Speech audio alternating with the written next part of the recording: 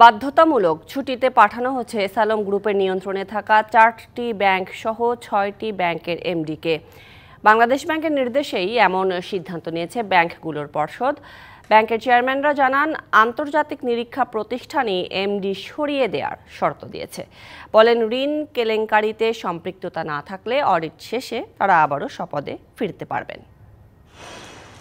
গেল 1.5 দশকে অনেকটা আইন করেই ব্যাংক লুটের সুযোগ করে দেওয়া হয় সরকারের মদতপুষ্ট কিছু ব্যবসায়ীকে। জনগণের আমানত নামে বেনামে লুট করেন তারা। সরকার পতনের পর এসব ব্যাংকের দুর্দশা আরও প্রকট হয়েছে। নাজুক পরিস্থিতিতে থাকা এসব ব্যাংকের প্রকৃত চিত্র খতিয়ে দেখতে বিদেশি প্রতিষ্ঠান দিয়ে নিরীক্ষার উদ্যোগ নেওয়া হয়েছে। এর মধ্যে কেপিএমজি ও আনসেন্ট্রিং নামে 2টি বিদেশি নিরীক্ষা প্রতিষ্ঠানকে নিয়োগ দিয়েছে বাংলাদেশ ব্যাংক। প্রাথমিক পর্যায়ে 6টি ব্যাংকের সম্পদ মূল্যায়ন করবে প্রতিষ্ঠান দুটি। এ নিরীক্ষা কার্যক্রম প্রভাবমুক্ত রাখতে ঋণ কেলেঙ্কারিতে সমালোচিত ফার্স্ট সিকিউরিটি ইসলামী, গ্লোবাল ইসলামী, এসআইবিএল, ইউনিয়ন, এক্সিম এবং আইসিবি ইসলামী ব্যাংকের এমডিকে বাধ্যতামূলক ছুটিতে পাঠানোর কথা জানান ব্যাংকের চেয়ারম্যানরা।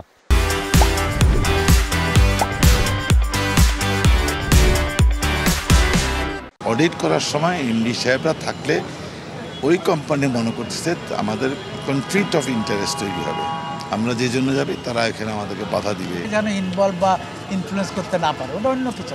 আচ্ছা, এটা কি সিদ্ধান্ত স্যার ফাইনাল, মানে তাদের অলরেডি কোনো ব্যাংক করেও ব্যাংক করতে হবে। 6টা bank audit process MD should not be there. অন্যদের ব্যাপারে তো স্পেসিফিক বলা হয়নি।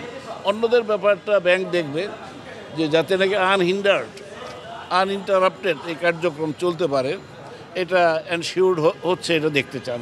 বাংলাদেশ ব্যাংকের মুখপাত্র গণমাধ্যমে পাঠানো এক অডিও বার্তায় জানান, নিরীক্ষায় নির্দোষ প্রমাণ হলে ছুটিতে থাকা এমডিরা আবারও স্বপদে বহাল হবেন।